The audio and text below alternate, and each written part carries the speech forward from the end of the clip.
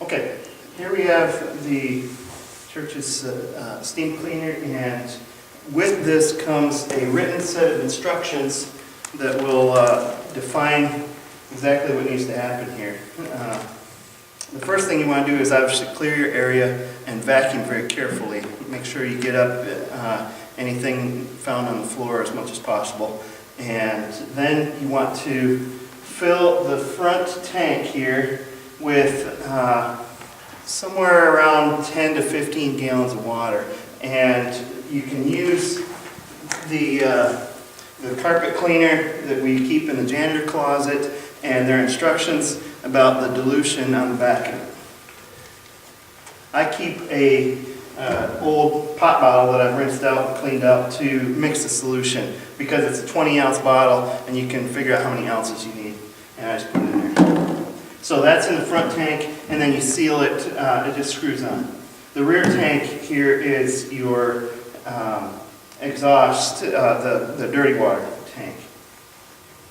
Okay, so the first thing that we're going to need to do is to connect two extension cords. I have two extension cords here, and we need to be careful to place them in different circuits. You have to have one in one circuit and one in another circuit. And so that's what we'll do right now. There's two cords here, one for each. If you can plug this in that wall over there, please. Different circuits, this green light will come on. Now that's not on, so we're not on the same, we're on the same circuit. Now we are. What's that? He did. Oh.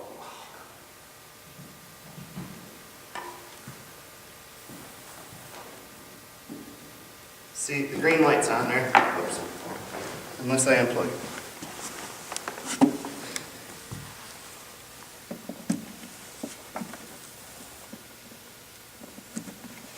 There's the green light. Okay? Then what you want to do is take your front tank lid off. It unscrews. You need this bleeder hose. It's got a quick connect on one end and it's a blank on the other end. There's a connection unit on the front of the cleaner.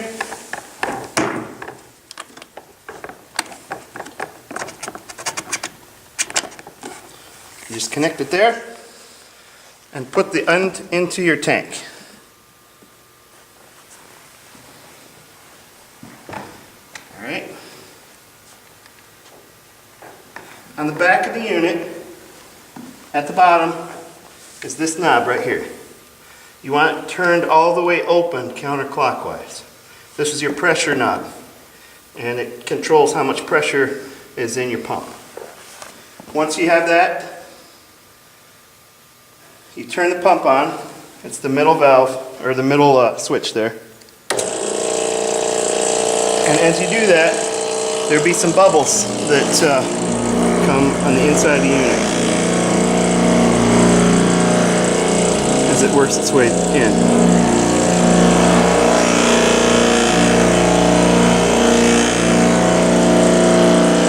With the pump still running, I'm going to close your pressure gauge.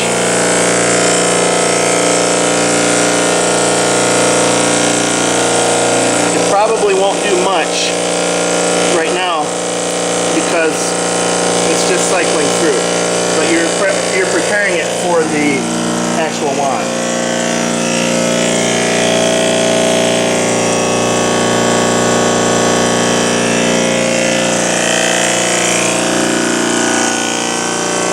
On the front of this, you'll notice this stopcock here says preheat. You want that on preheat while you're cycling this through.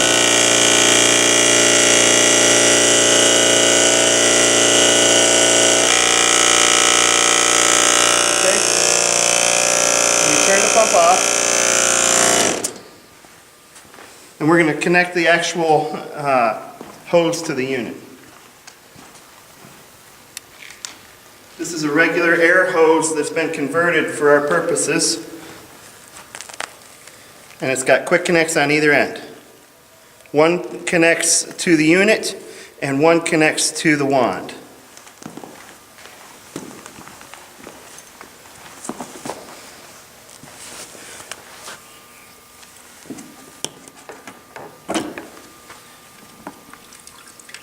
You'll probably get a little bit of drippage from this, but that's okay.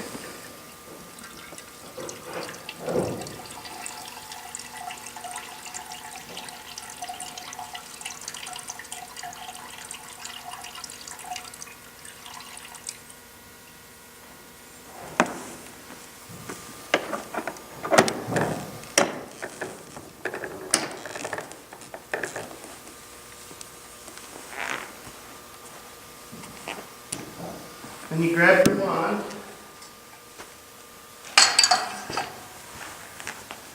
This has a quick connect on the end of it right here, into which this will go.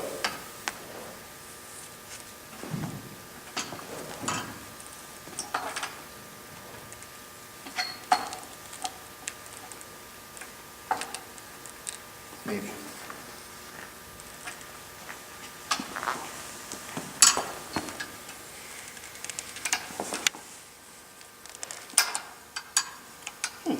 Yeah. Okay. Now, when it's on, you want to be sure not to set it down like that, because it'll break your hose right there. Always turn it on its side when you're going to set it down. Now you can replace the lid on this. And again, all these instructions are on this page. Replace the lid and turn on your pump. Now, if you look down here, you should be right around 200 psi on your gauge.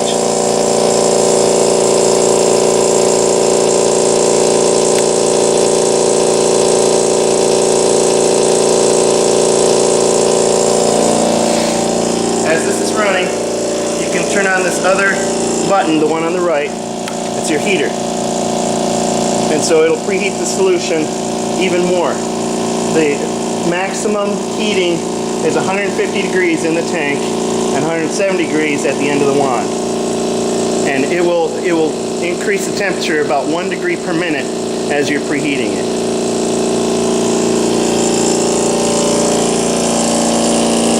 A word about the solution, and that is that you probably don't need as much cleaning solution as is called for on the back of the I usually don't put quite as much in there because you don't want too much suds in the carpet, because that'll only attract more dirt as time goes on.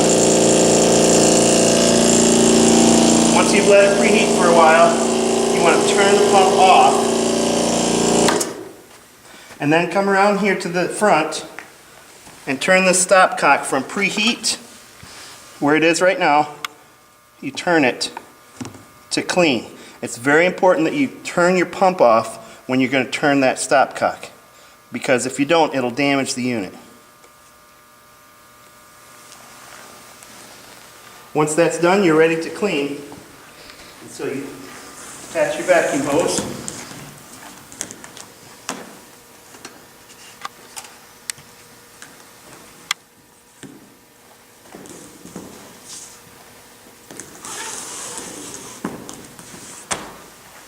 Attaches on the front of the unit here.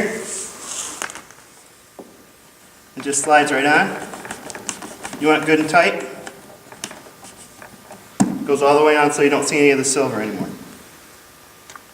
Once we turn this on, it'll be hard to talk, so I'll explain what I'm going to do before we turn it on.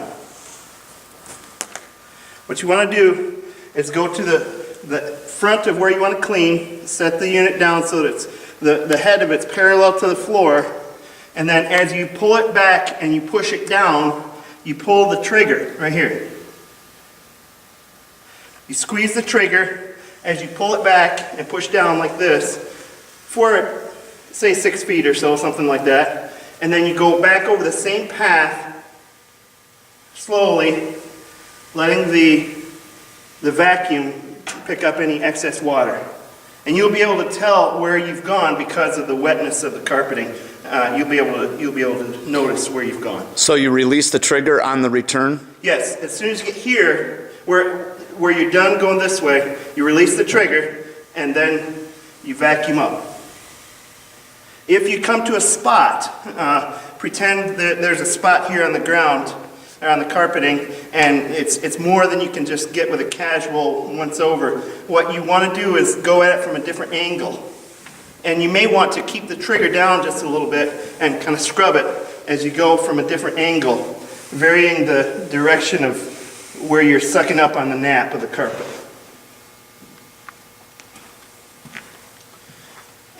Your pump, when the solution is empty, notice I put that on its side rather than straight up and down.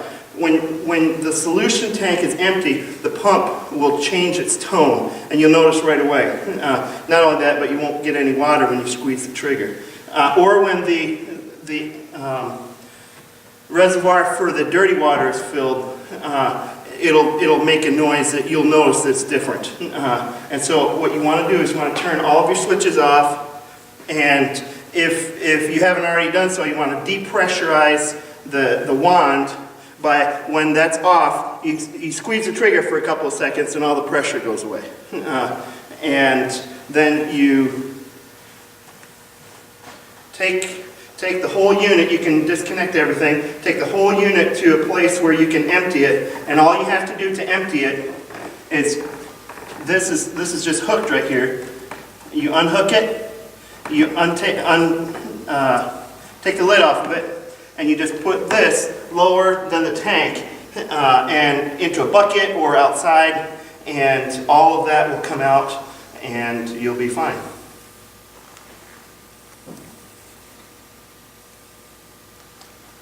Okay, I think that's pretty much it.